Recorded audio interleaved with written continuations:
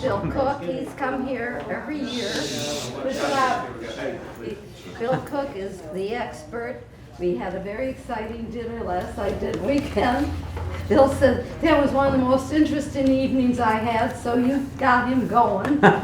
Just ask him questions. That's all you have to He's a plethora of knowledge, an expert on Italy and Italian things, Dante and so forth.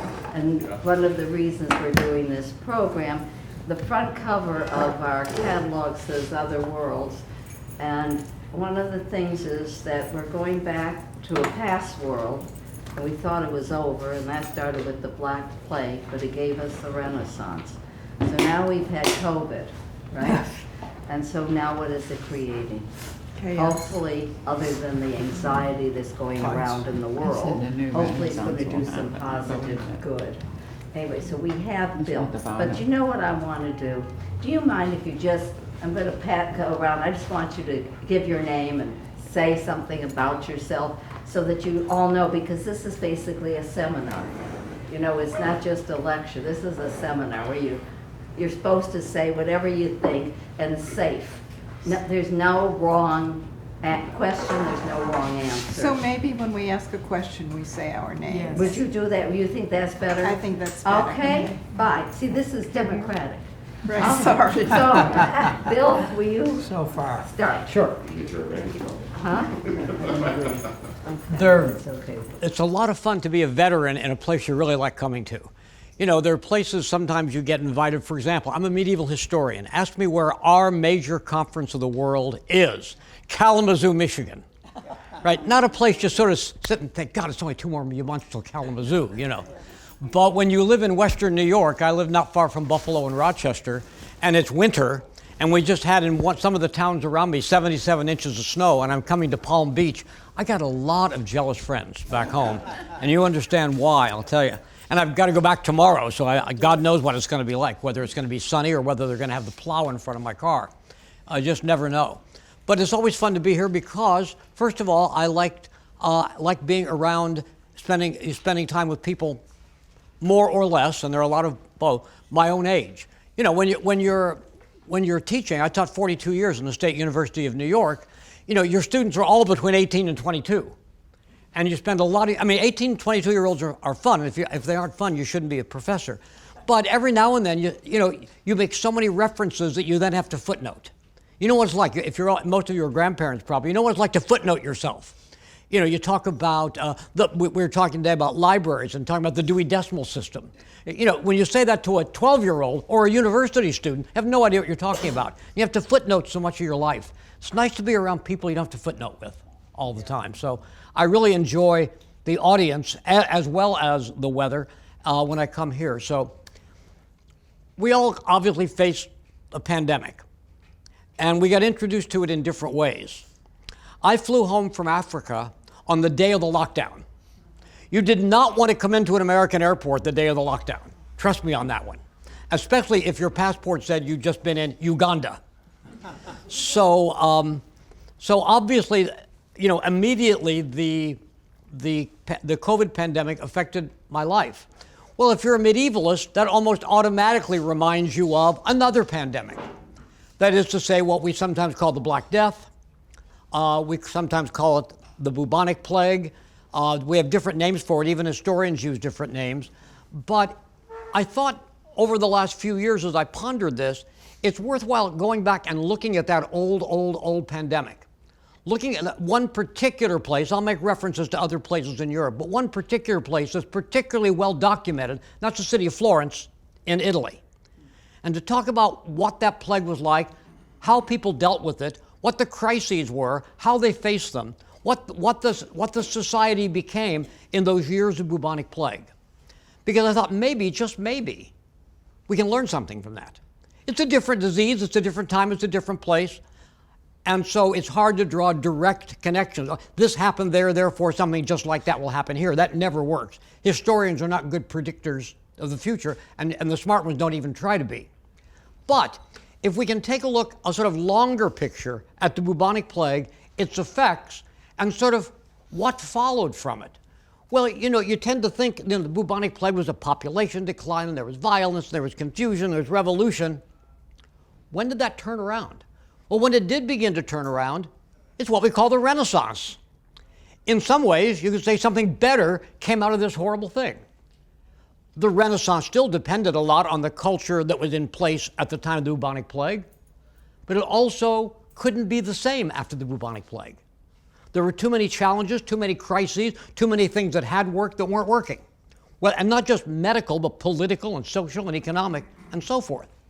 So if the Renaissance in some ways emerges from the bubonic plague, what do we have to look forward to? Well, historians, as I said, don't predict. I'm not going to predict. I'm going to do the historical part. You're going to do the predicting. I think that's fair, that I'm more likely to be right more of the time than you will be, simply because I've got facts in front of me, and all you've got is your imagination, although that's a good thing to have. So let me talk about bubonic plague in a number of different ways, not just the ways you learned about in high school or college when you took your Western Civ course or whatever it might be. By the way, they don't have Western Civ courses anymore, but if you took one way back then in the old days, you probably got at least a half a lecture on the bubonic plague. We even know a lot more about it than we did at the time folks like us were in college. But the first thing to say is Europe had other pandemics that we don't tend to talk about them in general histories of Europe, but it did. For example, the first recorded one took place in 430 BC in Greece during the Peloponnesian War. And we know about it only because arguably the greatest historian of all time, Thucydides, wrote about it. He wrote 3 or 4 pages. But he talks about some of the subtle and not so subtle changes that took place within Athens as people just simply started dropping dead and nobody knew why they were dropping dead. Then we know, and this is the less dramatic one, in the middle of the 3rd century there was a pandemic of measles in the Roman Empire. And we don't know very much about it, but one thing we know is that Rome had built its society with long land borders in Europe and the control of the Mediterranean Sea. That took a lot of soldiers and a lot of sailors and a lot of money to protect the Roman Empire. And when the population dropped, they didn't have the money to keep repairing the walls, patrolling the walls, stopping the pirates in the Mediterranean, and so on. And that decline soon led to a rapid change in emperors, it led to change in religion, and it ultimately led to the barbarians coming into Western Europe and ultimately ending, as we know it, the Roman Empire in the West in the 5th century. So although the measles happened 200 years before that, the population never recovered. And so the long-range effects of that are extraordinary, especially, when we look back on European history, you say, well, there was the ancient world, the medieval world, the modern world. Well, that break between ancient and medieval happened in large part not just because of a bad emperor or even the Germanic attacks. It happened because of the measles epidemic that happened a while before. So history is also more complicated than we sometimes think. And then in the 6th century, the bubonic plague actually came to Europe. And the problem is, by the 6th century, not many people are writing, and so we don't know much about it. We just know from descriptions that it was the bubonic plague. We don't quite know how long it lasted. We don't know what happened to it the farther you get away from the Mediterranean. So there had been at least 3 pandemics that we can talk about before what happened in 1348. So let's go back to 1348. Let's go back to New Year's Day, 1348. By the way, New Year's Day was March the 25th. Okay. It wasn't until the 18th century that most of Europe changed over to a January 1st New Year. Why is New Year's March 25th? Okay, let's have a quiz here. Let's just take the date, not the year. What happened 9 months after March 25th? December 25th. What is December 25th? So when did God send the Holy Spirit into the Virgin Mary? 9 months before. Wow. That's why that was always New Year's Day until the 18th century. If you look in George Washington's family Bible, it says he was born February 11th, 1731, and we celebrate his birthday as February the 22nd, 1732. So even in early America, we played by the old rules of when a New Year's was. So anyway, let's go back to 1348. You wake up and it's the new year. You probably go to Mass. Well, it'd not been an easy few years before that. For example, we had an attempted coup in Florence in 1346. We had the 2 biggest banks in Florence fail a couple years before. Food prices were rocketing because of, you ready? Climate change. The opposite of our climate change, the world got colder. We have what's called the Little Ice Age. And a lot of the food that was produced, even that fed Southern Europe, was raised in Scandinavia, and the line of where you could raise food kept moving further and further south. Less food, higher prices, poorer nutrition. We're setting ourselves up for a pandemic in some way, although nobody would have ever thought about it in those terms. But even with all these things and the awareness of some of these things, there was real no panic in the society. The Society of Florence had been pretty stable for quite a while. But soon, people just stopped walking, they walked around the street and dropped dead. Within 1 year, Florence had about 120,000 people at that time. 60,000 people died. Okay? Half the people in the city died in 1 year. Add that to the collapse of the banks, the fact that food is scarcer and people are eating less, and you can imagine what a horror that year of 1348 was. We know how it got here, sort of. Bubonic plague was endemic in parts of Central Asia. And the city of Genoa had a port on the Black Sea, which they used to ship goods from Asia over to Europe and sell them, clothes, cloth, and spices and stuff of that sort. Well, a tribe that was moving around that part of the world attacked this city on the Black Sea, is what now Ukraine. And one of the things they did, because they were facing plague among their soldiers, is they would throw the bodies of their dead soldiers into the city, hoping it would poison the people in the city. Wow. And it did. And so a lot of the Genoese got on ships, they landed in Sicily, they brought the disease with them, it went up the peninsula, and the rest is history. So probably there were rumors going around Florence that, boy, south of us, people are dying a lot more. You don't know what that means, you don't know whether it's coming to you, you don't know what caused it, but there must have been some trepidation when those stories began to appear. And within a few months, there were simply bodies abandoned on the street because there was nobody to bury them. And within 1 year, of the 120,000 people living in Florence, 60,000 died. Okay. Half the population died the first year. And it's just hard to imagine that. I mean, we had a pandemic. A lot of people died. We saw the stats every day on the news. Nothing like that, though. Even among particularly vulnerable populations, nothing of that kind of percentage happened. But we have to imagine that when you have a plague like that, it changes everything. And if it doesn't change things right away, it puts everything in question. And so the obvious question is, what caused it? So let me show you a picture first. Let's do the first picture.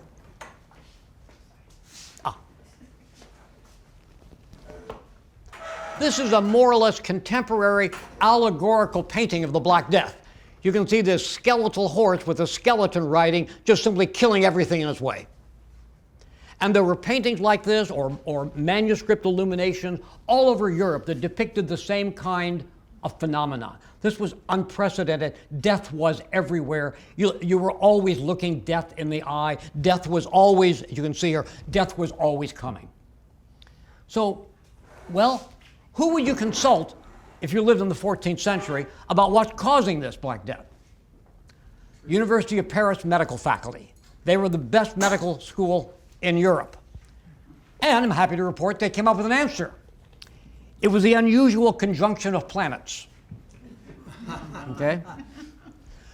Of course, if you take that to be true, it means there's nothing you can do about it, right? We can't go out and shift the planets around. Needless to say, thank goodness that wasn't the right answer, but they didn't know that. And then, since that answer didn't get you anywhere, people began to come up with their own answers. And they tended to start with their own prejudices. The Jews. The Jews are doing it. Well, how are the Jews doing it? The Jews are poisoning the wells. This was an insane theory because the Jews drank from the same wells as everybody else. And they died like everybody else.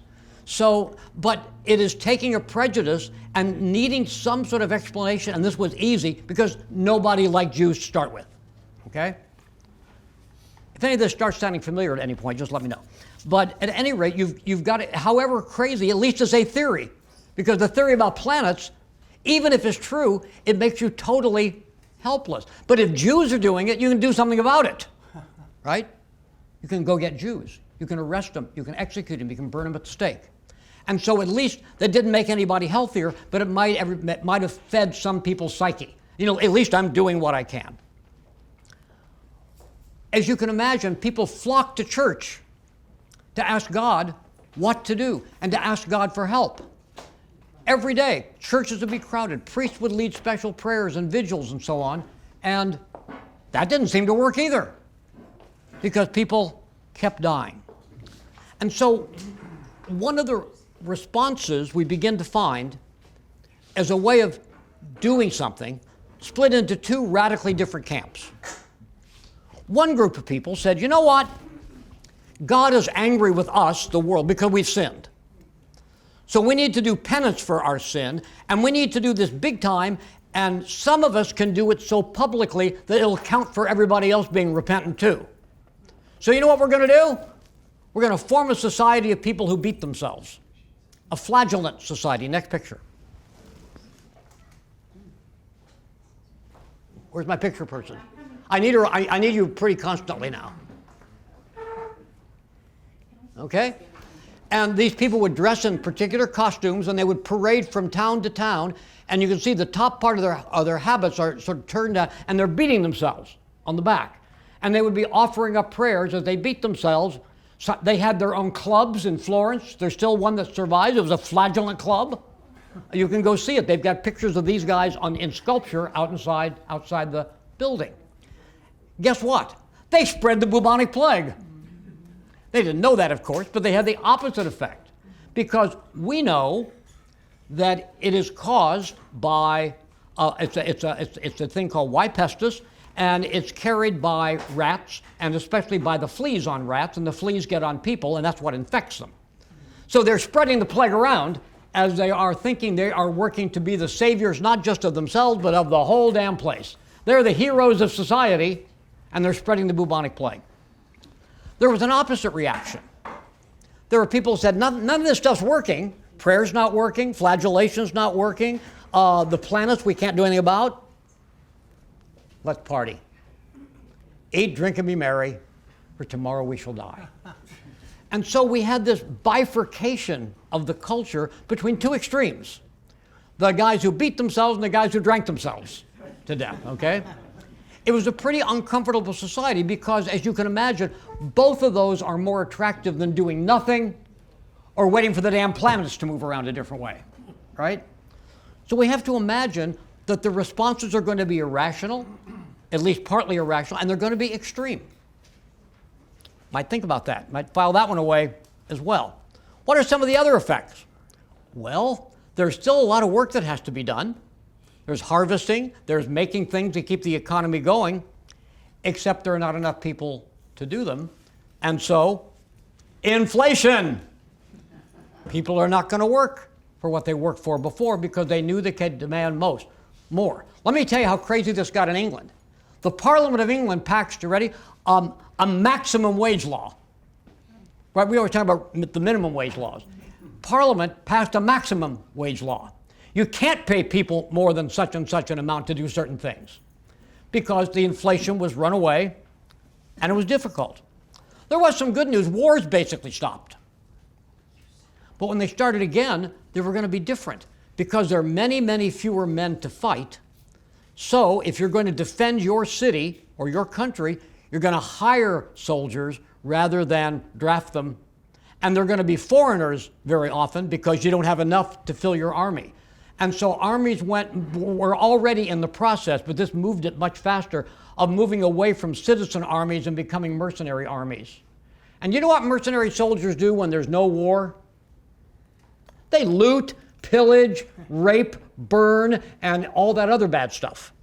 So this is something that speeded up a change that was already underway in the way of warfare. It wasn't until the 16th century that some Florentines said, you know what? You know what's wrong with Florence? We don't have our own army. We keep hiring people. He said, I am going to build a citizen army in Florence. His name was Machiavelli. So it took a while to even try to get back to that idea that soldiers are not hired mercenaries from other places, but soldiers are our own. This speeded up that process. That's one of the things the Black Death did. Now, here's a good question. Were there hospitals? Oh yeah, there were. But hospital had a different meaning. It meant more like we call hospice. Same word, of course, same root. It was a place to die. So it wasn't a place to be healed or get better, but it was a place to die. So there really was no place for patients of the bubonic plague. Now, most died, but some survived. The plague wasn't 100% mortal. It was something that there were ways to, if not cure it, there were ways to take care of people and they would survive. And so the hospitals were of very little use because their purpose was, again, like hospice care, rather than preparing people to go back out into the world again. So something's going to have to change, and of course, it will. Now, how else do you deal with a labor shortage? Especially if you don't want to keep paying higher and higher and higher wages. How about some involuntary labors? I believe the word for that is slave. There was no slavery in the European Middle Ages. And now slavery begins again. It's mostly domestic slavery, it's mostly women, and it's mostly from just outside Christian Europe. Because the church wouldn't allow Christians to enslave Christians, but they would allow them to enslave non-Christians. And so there became a new slave society, mostly, again, laborers in homes and whatever, domestic servants in Italy, but it spread all over Europe again, beginning in Italy, the reversal of slavery. And think about what that means when, in the 15th century, when the Americas are discovered, slavery sort of has been okay for a while again. And now you've got this whole new place to get a whole bunch more, and we know how that turned out.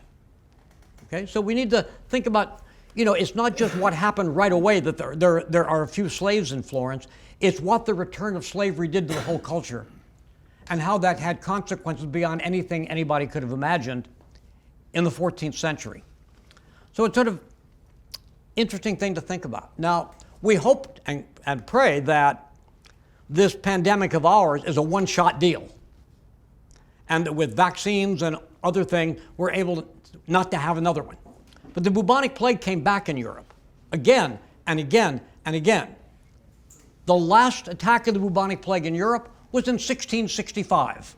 Okay, do the math, that's 300 plus years. Daniel Defoe wrote a book in England called The Journal of the Plague Year. That was the story of the last attack of the bubonic plague in Europe. By the way, there's still a little bit of bubonic plague in India and a couple other places where it's endemic, and it has spread in small numbers to the United States. A friend of mine's daughter died of the bubonic plague. They were in New Mexico, and there are prairie dogs that carry the same flea that those rats carried in Europe, and she got bitten by a flea on a prairie dog. Bubonic plague is curable, but nobody says, my girl's sick, I wonder if she has the bubonic plague, right? And so by the time the doctor discovered it, she died. So it's still around, it's not virulent in the United States or almost any part of the world, but there are a few places where it has never really stopped being a presence. Now, one of the situations with regard to these periodic returns of the bubonic plague in Florence is population continued to go down. So if it went from 120 to 60,000 in 1348, we have a really good census of Florence done in 1427. By that time, the bubonic plague had recurred 3 more times. And there were 37,000 people in Florence, which means for every 3 people that used to live in Florence, when the walls were built around it, by the way, only 1 person lived there in 1427. They were building new buildings at that time, but a lot of buildings were in dilapidation. A lot of buildings were torn down. I want to show you a picture of Florence. Let's do this. This is a picture after the bubonic plague. You can see it's got a wall around it on both sides of the Arno River, but if you look over to the left side above the river and the right side above the river and around the edges of the wall, they're farms. When you build a wall of a city, it is the smallest wall you can build because walls are expensive and difficult to defend. You have people all along them, right? So they literally just cleared out spaces away from the center of the city. And in 1427, the most common size of a household in Florence was 1. People living alone. Their husbands or wives had died, their children had died, and the most common number of people in a dwelling was 1. So imagine that. Figure out of the city you came from or from Palm Beach, what would it mean if 2 out of 3 died? What would happen? What would it look like? What would change? And we can imagine the nature of the ongoing importance of the bubonic plague in culture. Now let's talk about money. That's always a good thing. Money, by the way, there was no paper money. Money was metal, gold and silver and copper and so on and so forth. So let's take that extreme number. 2 out of 3 people are dead, okay? How much money is present? Exactly the same amount, right? Metal doesn't die. How does it get redistributed, and what does that mean? For one thing, I asked some of you to read one particular little passage from a writer in Siena, and he says in it, I buried all 5 of my sons. Who gets his money? Who did he want to get his money? Well, maybe Uncle Fred, Cousin Charlie. But remember, even in a place like Florence, if you take the political territory and not just the city, 3/4 of the people lived outside the city. It was still a rural thing. It's hard to remember if farming was the biggest profession at the beginning of the 20th century in the United States. You know, this kind of extreme urbanization is so new, even to us, although we sort of forget about that. So it meant that, first of all, money ended up in hands of people who never thought they would inherit money. They lived out in the country. They may have been semi-literate. They didn't live in Florence where there were great artists and there were schools and there were the greatest preachers and all that sort of stuff. So money is being concentrated in fewer places, but many old families die out. The Medici are nothing at this time. And a lot of other families have become important in Florence. But money comes to probably, in general, less educated people, less worldly people, less urban people. And they move in because they can take over the family palace, and they are your classic country bumpkins. They don't want that art on the wall that doesn't look like anybody. I want art that looks like something. I want the Virgin Mary the way the Virgin Mary is depicted out in my home church out in the boonies. And so the art that had developed in Florence before the Black Death, which we associate usually with the name Giotto, that sort of became out. That was sort of too modern. Too sort of dangerous, perhaps, even. And so you get these new families, they got money, they don't have much culture, and they want to do what everybody does with their money in Florence, build a chapel in one of the big churches dedicated to their family where they'll be buried and show off how wonderful they are. They don't want those artists that are doing this new stuff. They want more traditional artists. Let me try to show you this. Let me have the next picture. This is a diagram of the Church of Santo Spirito, a church on the south side of the Arno. And you can see it's not straight walls or all those little loops all the way around. Each one of those is a family chapel. Some were smaller, some were bigger, some cost more, some cost less. But if you buy a chapel for your burial, then you get to decide pretty much not only who's going to paint it, but what they're going to paint. Your favorite story, your grandma's favorite saint, you know, whoever it is, you get the decoration.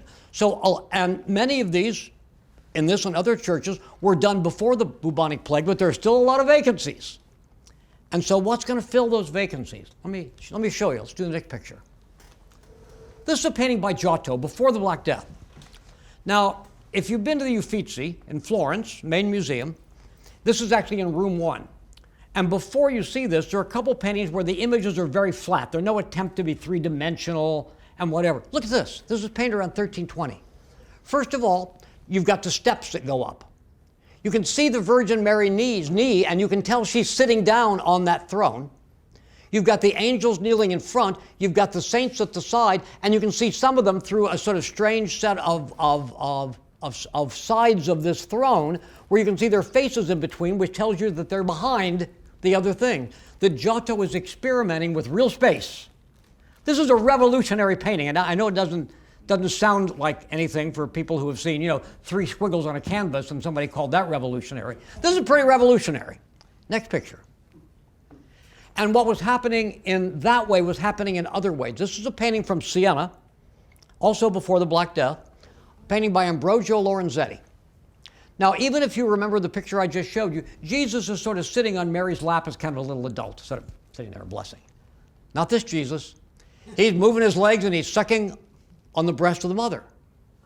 This is a baby Jesus. This isn't a little God or a little man. This is a baby. And this is what babies do, even divine ones, as it turns out. They nurse from their mother's breast and they kick. There's a wonderful one of another one, it's actually in Siena, where some kid has grabbed a guy's beard and is pulling on it. This is again to sort of bring that world of the Bible into our world by giving it a kind of realistic picture. Next picture. Here's one more. This is the presentation of Jesus in the temple. And if you look to see where are we, we're standing both inside and outside a building. We've got a better view than anybody could possibly have, right? The artist is giving us the great view. We're outside because we can see the dome over the altar up above. We're also inside because we see what's under the dome and the altar. And you can see the high priest is there. And if you look at Jesus in the arms of the prophet Simeon, he's sucking his thumb. Babies suck thumbs. Okay? 100 years ago, Jesus didn't suck his thumb. Now he sucks his thumb. So this is the kind of art that's developing in Italy just before the Black Death. So what happens? Next picture. Was that Giotto, by the way? Was that last one? What's that? Was that last one Giotto? You can go back. Inside, outside? You can go back. Is it what? Was that Lorenzetti or Giotto? This is by Ambrosio Lorenzetti. Oh, that was too, okay. Yeah, right, both of those were. I'm sorry, next painting. This painting was painted in the 1350s, just after the Black Death, and it's in a family chapel too. You can see frescoes all around it. And in the center is Jesus. This is Jesus in heaven. Is he standing up or is he sitting? If you look at his body, you'd swear that he's sitting. I mean, either that or he has really short legs. But you can't tell. And space makes no difference in this painting, especially the central figure of Jesus. That this is a kind of reversion to elements of an older, less realistic, more symbolic style. And so the new patrons of the arts don't want that fancy new stuff that, maybe they're rich and sort of cultured grandpa liked. They want the stuff from back home, out in the countryside that was painted 7,500 years ago. And so this is an adaptation of that, and we can really see what that looks like. Let me give you one other example. Next picture. This comes from Siena also by a painter named Bartolo di Fredi. This is the Adoration of the Three Kings. And they're in this painting several times. You can look back in the upper right, they're over there. Then they walk by that city. By the way, that city has the Cathedral of Siena in it, which they did not walk by on the way to Jerusalem. And then you wind around, and here they are before the Virgin Mary. But the idea of what's up at the top is way back in the back. It's not very realistically presented, right? There's no sense of perspective in it. The way you make things far away is simply to make them little, rather than anything else. And so these two artists that I'm showing you, both from the 1350s, illustrate the fact that you don't think about the bubonic plague changing art styles, right? You might think about it changes food supply or whatever it might be, but it changes everything. The plague changed everything. Everything came into question. All kinds of modernity, like the new art style, came into question. File that away. You might expect that there was a lot of social instability following the bubonic plague. And there was. There was a revolt against the king in 1358 in Paris that ended up with a lot of slaughter. There was a attempted coup by the laboring class in Florence, who held control of the city for about a year in the 1380s. By the way, the people that came out of that one, the winners, were a fairly modest family called the Medici. And, my favorite, in 1381, there was a riot in England that led to the execution of the Archbishop of Canterbury. And let me tell you the slogan they had in England. It's in English, so this is good, right? This was their slogan. When Adam delved, I'll translate this into modern English in a minute. When Adam delved and Eve span, who then was the gentleman? When Adam dug and Eve spun her cloth, there was no aristocracy. Who then was the gentleman? There were no gentlemen after the fall. That's some modern invention, if you will. And so the whole structure of society came under attack. Nothing was so certain or so sure to survive. Killing the Archbishop of Canterbury and marching through the streets of London saying there are no ranks in society because the only two human beings after they got kicked out of the Garden of Eden were digging and spinning. That's pretty radical stuff, especially if your name is Sir somebody. right?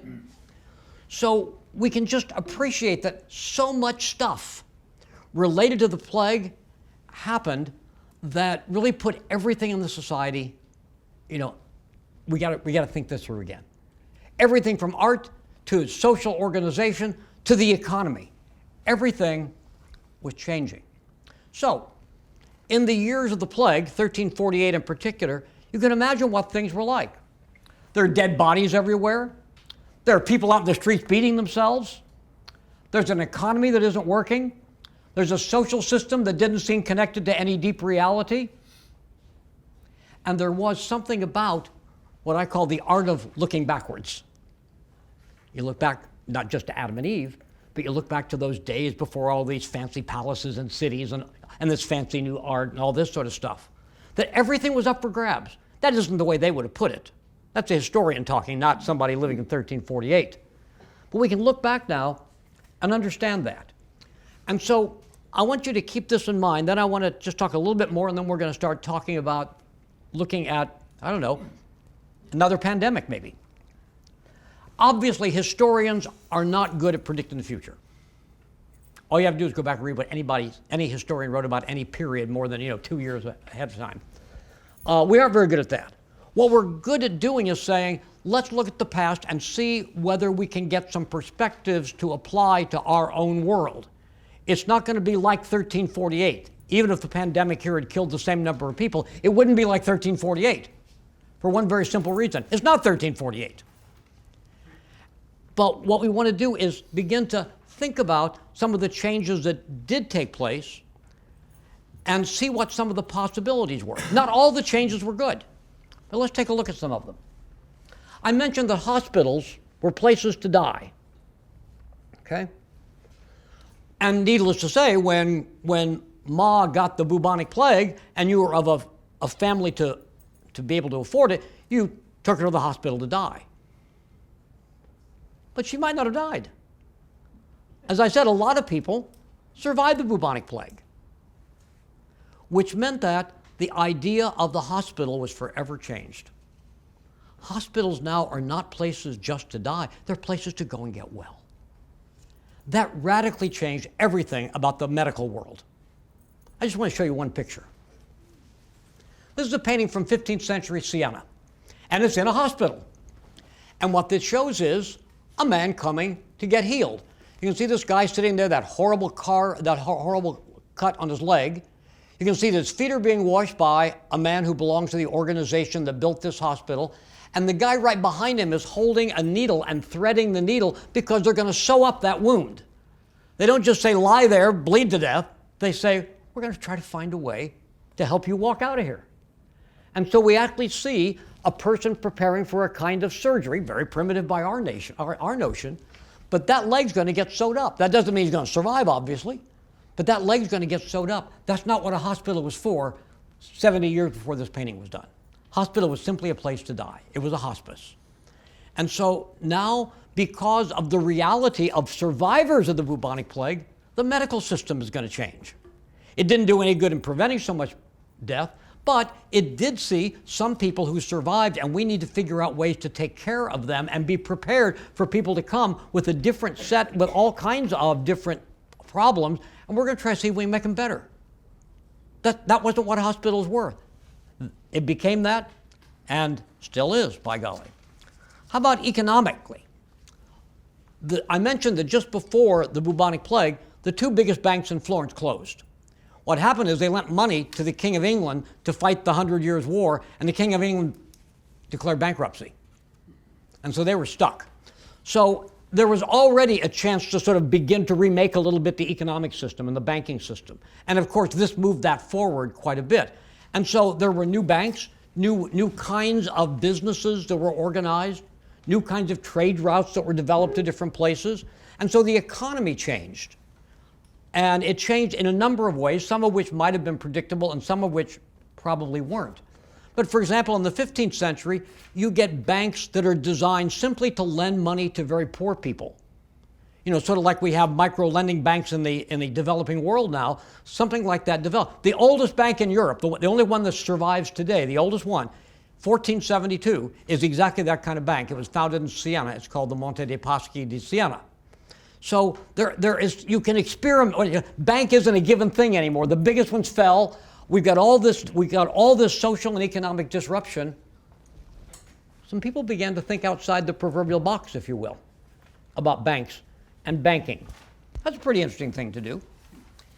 I want to, because I'm an intellectual historian, I want to talk about ideas. Now, if we hear about the Middle Ages, we tend to say, Roman Empire, Middle Ages, i.e. Dark Ages, Renaissance. Doesn't quite work like that. The Middle Ages was much less dark, and the Renaissance was not exactly blindingly light at all times. But let me suggest some of the things that happened in the Middle Ages that then sort of moved forward perhaps differently than they would have otherwise after the Black Death. If you take the great theologian of the Middle Ages, Thomas Aquinas, who wrote in the 13th century, he tried to combine the teachings of Christianity with the philosophy of Aristotle. That's a pretty radical thing to do because Aristotle's a pagan after all. He lived hundreds of years before Christ. Now, in the early church, there was some of that trying to deal with Plato and Christianity. But Aristotle always been regarded as sort of, a philosopher that would have nothing to say to Christians. Thomas Aquinas wrote 4,000 pages arguing against that. And he died at 50. My God, the guy must have taken a pen to bed with him. But anyway, so this is underway long before the Black Death. Dante, who died in 1321, was very interested in the classical world, more than perhaps most medieval scholars had been before him. And if you remember Dante, those of you who were here years ago when I did a Dante presentation, Dante's guide is Virgil, who's a pagan poet of the Roman Empire. Dante didn't think he was living in a dark age. He saw some sort of continuity with the Roman world that was relevant to him. That I had some of you read Boccaccio. I don't know whether any of you got a chance to read those few pages I sent, but at any rate, Boccaccio and Petrarch, both of whom lived in and around Florence, went one step further. Petrarch so loved the pagan world. He was a Catholic priest. He so loved the pagan world, he wrote a letter to Cicero. I'm happy to report he wasn't expecting an answer.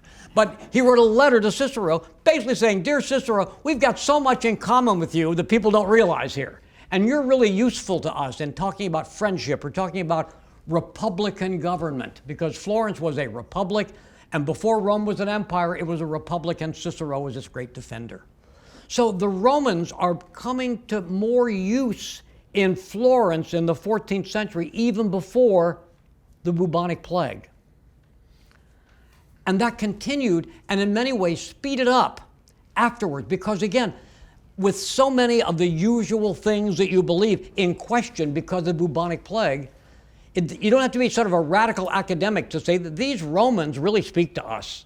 They got a lot to teach us. That wasn't as radical after the Black Death as it was before to some people. Because again, the world's so screwed up, so messy, so disorganized, we got to figure out some ways to sort that out. Maybe those damn Romans can be of help.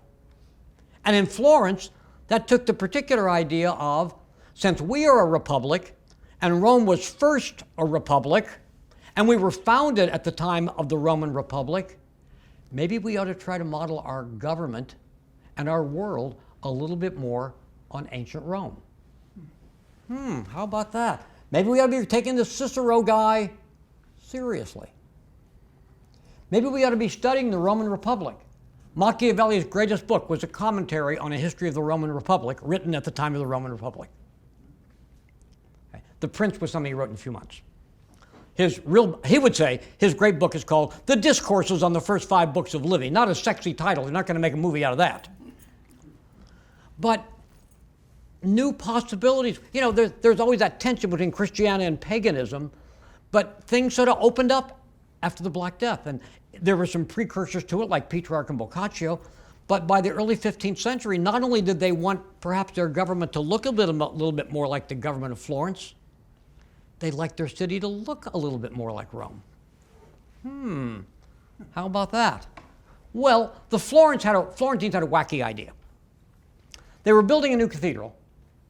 Wasn't quite finished yet. And they decided they were going to put a dome on it. They actually made a wooden model of it, put it in the church.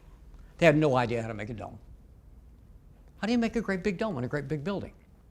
Well, around 1400, half a century after the bubonic plague, somebody said, I'm going to build it, and I know how I'm going to do it. Next picture.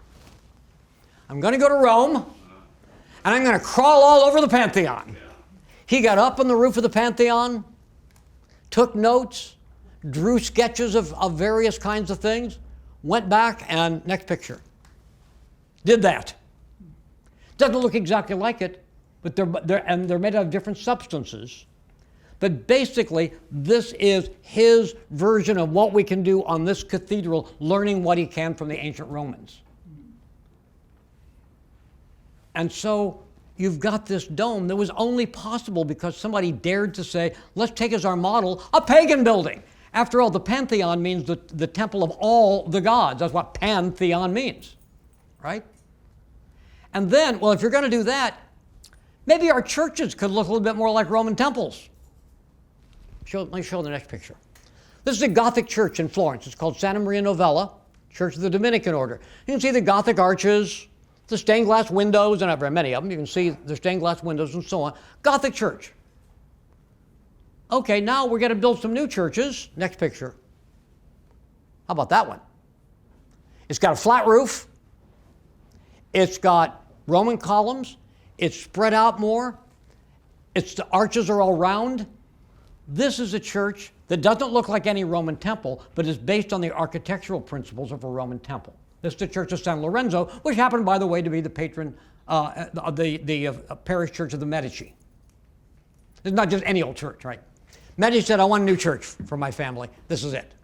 So we can see ways in which this sort of confusion, this sort of the old rules don't quite work. We can see how this leads to all kinds of things. It works in architecture, and it works in painting. Next picture. This is a painting done in 1427. Okay, it's been a half a century and more since the bubonic plague. And gradually, some of the artists began to look back a little bit more toward the earlier model, like Giotto, who more emphasized a kind of realism and so on. And the one who did it at the beginning of the 15th century is named Masaccio. This is a painting of the crucifixion. But I want you to look at it. Look how many levels of depth there are. The figure on the right kneeling, that's a woman who's buried in the tomb there. A little bit of her cloak overlaps what looks like a stone altar there, but that's just another part of the painting. And then you've got the columns of what looks like a Roman temple. Then you've got the crucifixion and Mary and John on the side. And then behind and standing up on a platform is God holding the cross. And the architecture all around it is not Gothic, it is ancient Roman architecture. This was painted in the 1420s. And so this idea of more realistic space, more kind of verisimilitude, cloaks that really do sort of have folds that are believable, all that sort of stuff starts up again and goes further. So that by the end of the 15th century, next picture. Who did you say that was? I'm sorry, sir. This is a painter named Masaccio. This guy was a fabulous painter. He died at the age of 28, probably of the bubonic plague, actually, in one of its comebacks.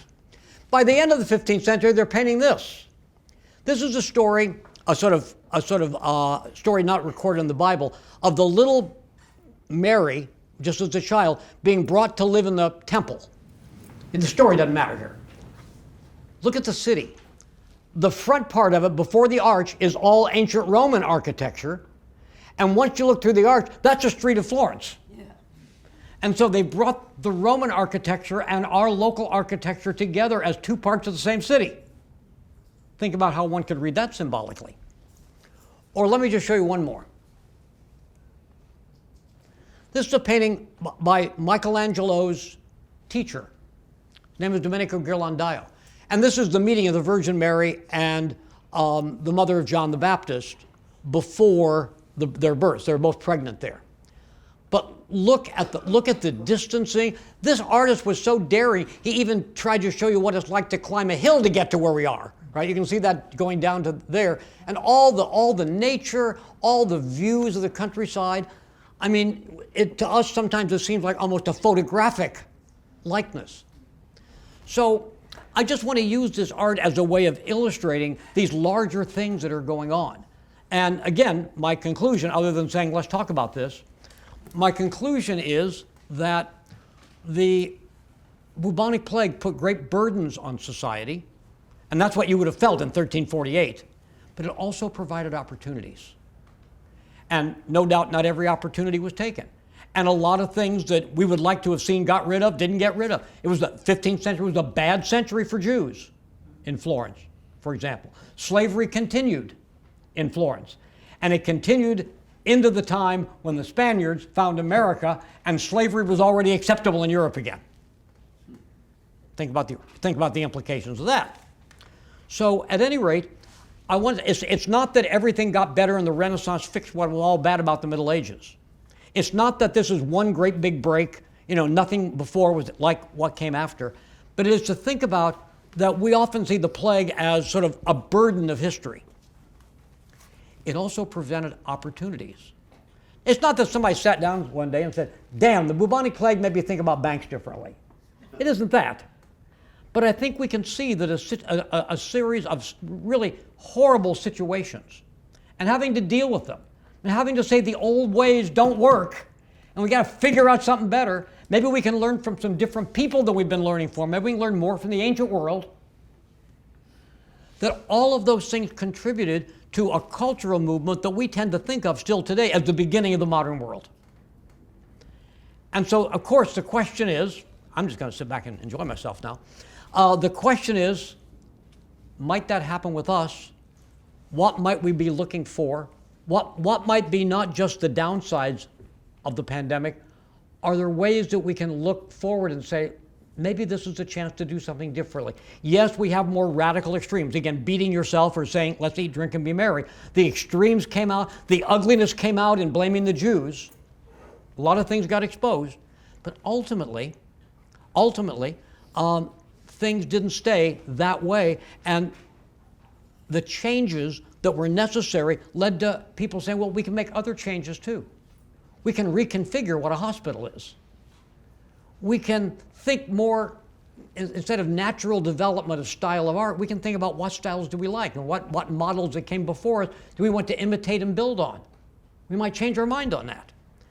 And so I think what we ought to do, although I know all of us sulk about the pandemic, I certainly did, cut down my travel schedule and a lot of other things, and I think most of us probably know somebody who was very sick or who died.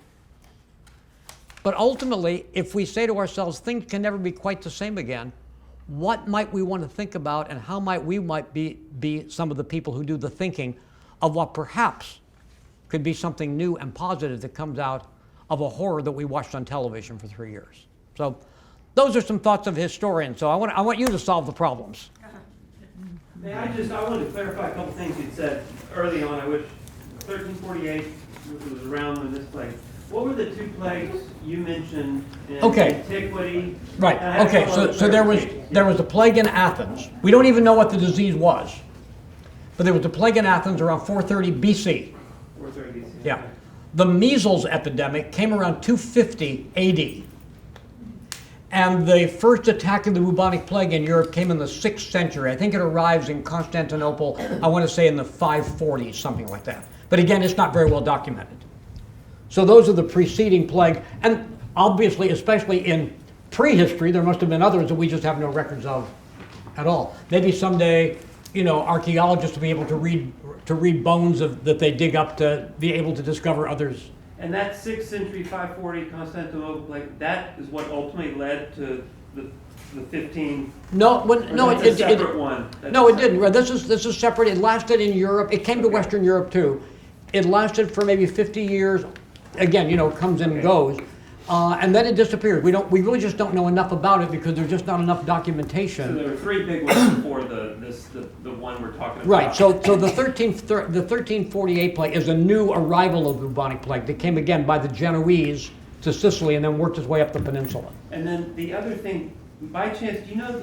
I'm always curious about banking and how all this changes. I was curious. You may not know the 2 banks that failed. Oh, I do. It's the Bardi.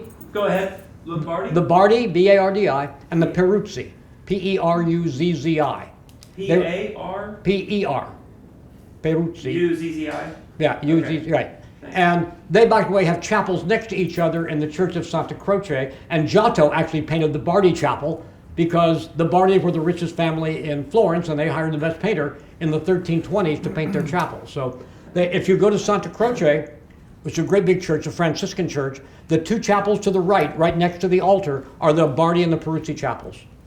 And then, thank you for that. And then the last one I have, just to clarify, you said there's kind of immediate inflation in the aftermath, but I would imagine with a lot of the death, there was actually deflation, if there's this after time. Right. Because I'm just guessing that if you have a set amount of money and half the populace or a third, you know what I'm saying? I don't know if that's, and it's probably hard, it's probably more anecdotal of an It is, and it's much more sporadic. I mean, again, food had become more expensive because of this little ice age we talk about. Okay. And we have documented a lot more starvation, a lot more villages, where, population dies of hunger. That obviously affected places closer to Scandinavia more than it did Italy. The main problem Italy had with food was that you have, most of the food is raised pretty locally in Italy, right? The problem is, who in the hell's gonna harvest it? And so it was the fact that a lot of potential food didn't get planted, let alone harvested. And so that also affected the prices, even for the remaining population. I have a question about transmission. So Sure. obviously, the flea bite from a rat. But once a person is infected, then was there human-to-human transmission? No. It's interesting. There are actually two different strains of it. Everything is more complicated than I made it sound, needless to say. One strain is the flea bite. Okay, that was not necessarily fatal. That's the one people recovered from. It could also be transmitted orally, and that was 100% fatal. From an infected person to another? Right, Okay. right. And that was always fatal. And you can imagine that, without any scientific evidence, people said, I'm not going to visit grandma today. Grandma's got the plague. So there was a lot of shunting people off in rooms by themselves because they were protecting themselves. So if you got it from the bite of a flea, again, those are the people who went to the hospice and came out. If you got it through oral transmission, they didn't know this, by the way. Okay, we know this, they didn't know this. But if you got it by oral transmission, it was 100% fatal.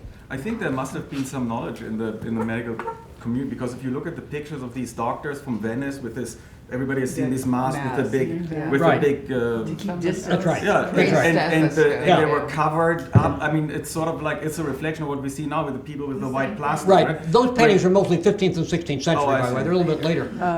But also, one of the things that happens is the really good doctors, the ones who will help to take care of people, and the really good priests, they're the ones that died in larger numbers. And so you lost sort of the best of the compassionate people in society, if you will, other than the relatives, of course. But Did each of these come and then leave more quickly? So in other words, is the COVID going to make changes faster than Yeah. the plague did? yeah, it seems that way, yes, because again, there's no schedule.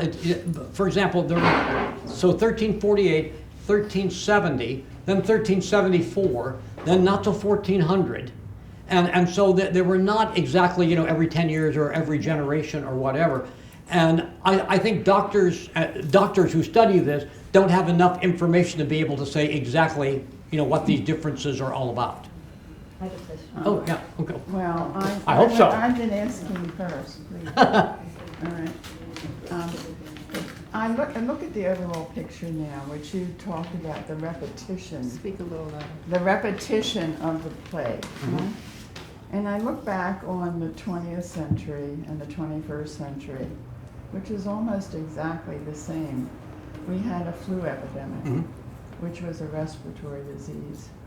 Now we have a COVID epidemic, which is a respiratory disease. The respiratory disease initially led to more globalization because we had war in the 20th century. Where are we going now? It's a very interesting question. I think that's one to meditate on. So you're looking for parallels. What good came out of COVID? Mhm. And I think one category would be technology, That's right. the internet, how that affected everything, education, business. The other parallel might be isolation, and what that did to the creative juices. And as I happen to be a working artist, so for working artists, that it in many cases was a positive, because you had enforced isolation, and which is what you love, actually. So then, I mean, there's a lot of other issues that are parallel. For example, you talked about slavery, development of slavery, and so we have in this country now the need for immigrants. So you have the immigration issue, which is very controversial, of course, because people need workers, which we don't have. We have this employment issues. So, you know, I'm starting to think, it's very stimulating to think about these parallels. Yeah, let me suggest, since I'm an educator, let me suggest education too. I retired 10 years ago from teaching, but all my friends who still teach say it's just so different now. It's just so different. These kids, especially the seniors this year, their freshman year, I'm sorry, the juniors this year, their freshman year, you know, right in the middle of their freshman year, everything stopped. And a friend of mine said to me the other day, I just don't think my students know how to learn in class like they did. And I think you've heard all kinds of stories about high schools and so on and so forth. We need to do some serious rethinking. I mean, we're basically living on, you know, early to mid 20th century models of education, built by, whether it's by education schools or whether it's by, you know, universities that grant PhDs to college professors or whatever. We've been living on a pretty old model. And every time I get an email from my university, they send an email to Emeriti. The first thing I do is grit my teeth and say, what damn thing that I really liked are they going to take away now? And you know, I think that's sort of my natural reaction. I'm trying to get over that. That it's just not, you know, this is a chance to actually rethink some fairly fundamental things about the way we educate people.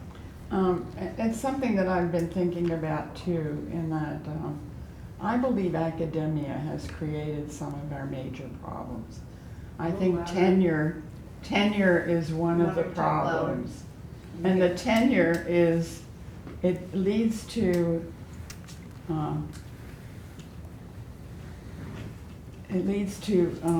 the entitlement.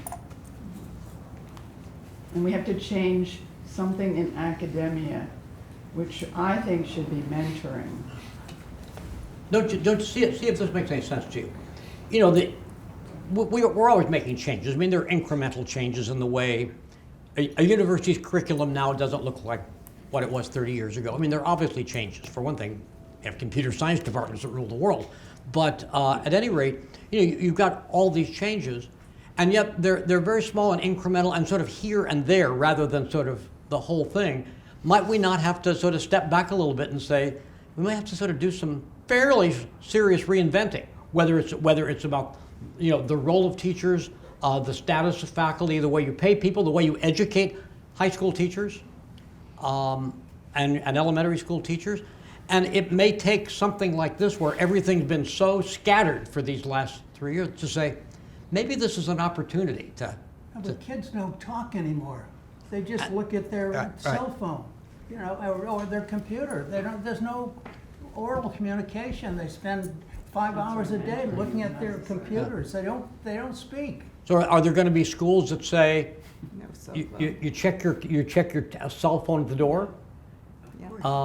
Is that going to be something that's I mean, that's what I'm saying. We're more likely to ask these questions at a time of turmoil than a time where, oh, I don't like, you know, I'm sure your grandchildren probably think about, you know, the same way they think about me.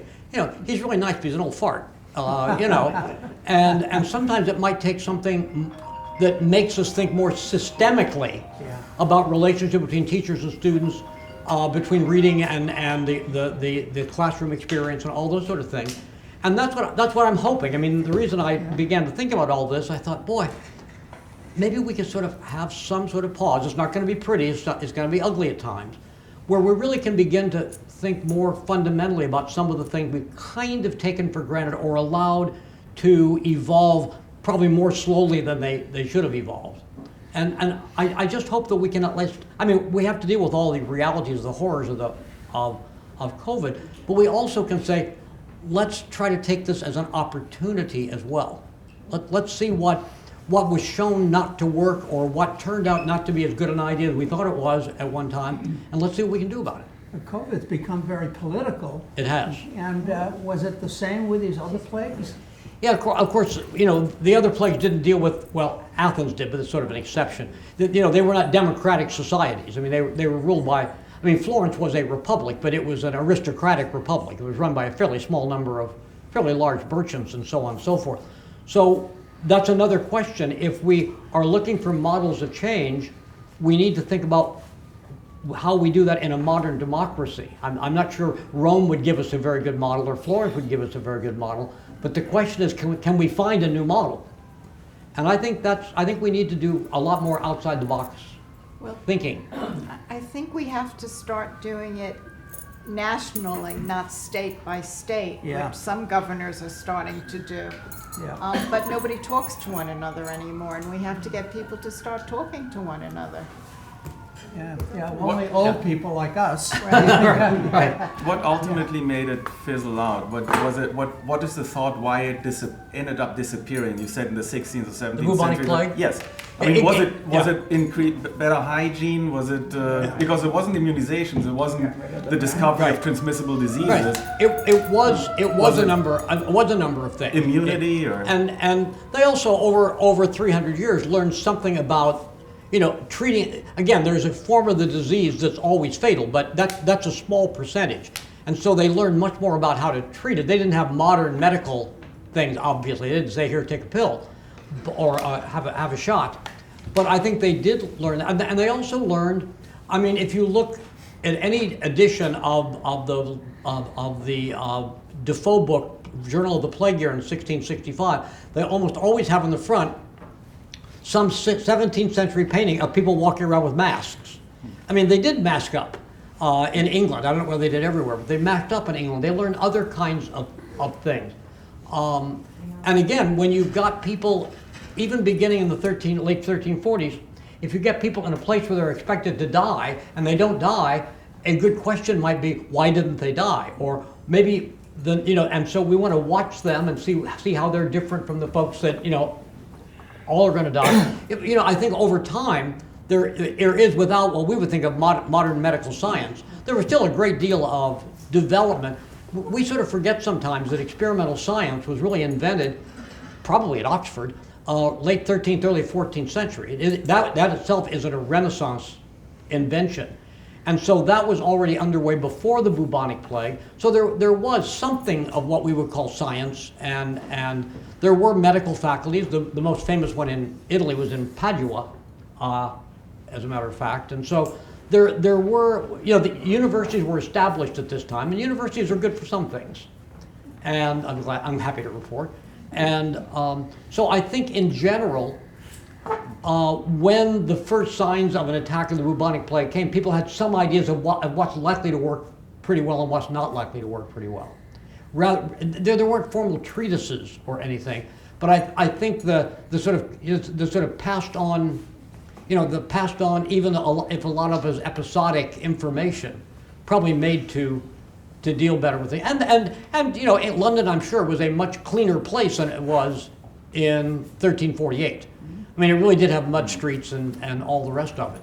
And so I think, I don't think there was a breakthrough, but I think there was some sort of gradual, sort of semi-cataloged information that would help. The other question in my mind was, why does everything bad come from China? Is it not consensus opinion that the plague came from China? Well, some say China, and now we have the same situation. They say that it comes from China. Yeah, some say from India. But yeah, it came from the east. Yeah, that is certainly true. Excuse me. The Mongols. They went everywhere. And that's politicized too, in a way. They went everywhere. I wanted to say, my own, when I look at this whole situation, I see a lot of similarities in conditions after major wars, like the Second World War. So they had the same medical problems, they had the same economic problems, they had the same possibilities of new possibilities of starting different way of running economically countries. I see a lot of similarities, and it just looks like major prejudice have a lot of similarities. Am I wrong? Yeah. No, I don't think so. And I think you're right. Another way to expand this conversation is, not all calamities are plagues. No, There are wars and natural disasters and all the other things. And I don't know about you. I'm sort of as an academic, I'm sort of into the world of, getting funding to do research. And it seems to me a lot of the funders, especially the government funders, are pretty conservative in what they want to fund. And maybe, and it may be that it's the private sector and private foundations and so on that do some of the more, are interested in some of the more unusual, sort of out of the box ways of combining things that seem very different. I mean, dealing with a war seems very different than dealing with a disease. And you're saying there may be parallels where we can learn from one about the other. And I think what you're saying, we need that kind of thinking. It's not just, oh gosh, this is a disease. Let's go study the history of diseases, and that will tell us everything we can learn. And we learn a lot from that. Yeah. Also. Right. Yeah, I think it's a really good point. Bill, one similarity, the wealthiest people evaded the disease by retreating to their country estates. Sure. And isolated themselves there or in their castles or where they had very little contact with the outside world. And during the recent pandemic, when people isolated themselves, the wealthiest people lived in relative comfort in Palm Beach or in the Hamptons, while the poor people were crowded together in very much more difficult conditions. And so, to some extent, in both instances, the spread between wealth and poverty widened and was more visible. And I think coming out of the pandemic and out of the plague as well, one side effect has been inflation, which was produced largely by the government efforts to combat the pandemic. I think your point, especially the point you made at the beginning, is really important. I don't know how much people had a chance to read this, but if you read Boccaccio's Decameron, it's a collection of stories. And the plot of the stories is that these people got together, these wealthy folks got together in the Church of Santa Maria Novella and said, let's get the hell out of town. And we'll amuse ourselves by going from your house to our house out in the country, and in each house we stop, we'll each tell one story. And the Decameron is that collection of stories, all of which, of course, he really wrote. And but that's an interesting description of the kind of privilege, and that they were. I mean, obviously, a lot of wealthy people died of the disease when it's widespread like that. But certainly, you were a lot better off if you had a place in the country. And and that remained true in Italy for a long time. When Machiavelli was exiled from Florence, his family was very, very middle class. But they called it a villa, sort of a house, in the countryside. And when the politics turned bad, Machiavelli had a place to go live. He hated it because he wanted to be in politics, but he wrote The Prince out in the countryside because he had a place to retreat to, and he would have presumably retreated to that place if there had been a disease, as well as a kind of political thing that led him to leaving. And that's right, it makes you rethink social structures and social privileges and so on. And that's why we don't need just, I mean, we obviously need a medical solution to COVID. We need a lot more than a medical solution to the COVID. We need to think about what that exposes about our society. And that's what you're talking about. This sort of exposes something, as the bubonic plague did. Again, that's Boccaccio. And that we need to think about that maybe we need to think in somewhat different categories. And that's challenging. We all get, especially older folks, we get comfortable in the categories we think in. We learn about them in our colleges, and we live them, in our Is climate change gonna kill more people than plagues? It's a really interesting question. It's a really interesting question. And that's the thing. You know, climate change is different than disease, but maybe something we learned from looking at the plagues may have something to do with how we think about, not just the science of it, but the culture of it and the sociology of it. We might want to recognize that something we learn here can be applied over here carefully, not just, you know, take this and put it here and make it work over here, but we need to do that subtly. And, you know, let me tell you, universities are wonderful places. I spent my whole life in one. But, you know, there's a history department, there's a music department, there's a philosophy department, there's a psychology department, there's and a physics department, and we work in departmental things. We have majors in, I mean, now there's some interdepartmental majors, but we work in, you know, with our own kind, meaning people who are trained as historians, and those are the folks we are with every day. And our classes, however different the subject matter, have some things in common, and we probably don't talk enough about boundaries, some of which are kind of artificial. And academics have these boundaries, and maybe it's not just, you know, the business world or government, but academe too needs to rethink. You know, what is an important set of experiences for people to have who are going to be leading the country in the second half of the 21st century? I'm not sure many history departments or psych departments think about that. I don't think that's a question they ask. Money is the boundary. I mean, if you talk to people who are in education, the rich schools, rich towns have good schools, the poor towns have bad schools.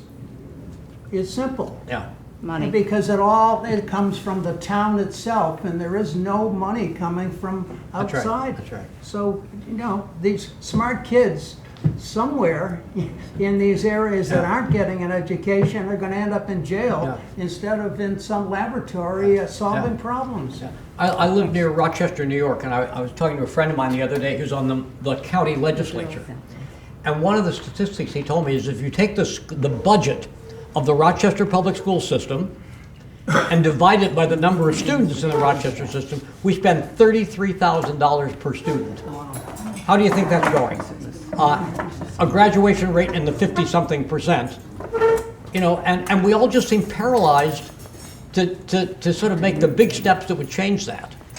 And maybe a challenge to our way of life, such as a plague or a war or whatever, ought to make us stand back and say, we got a chance to sort of regroup a little bit and rethink and rearrange the boundaries a little bit. I think that's a really good point. I'm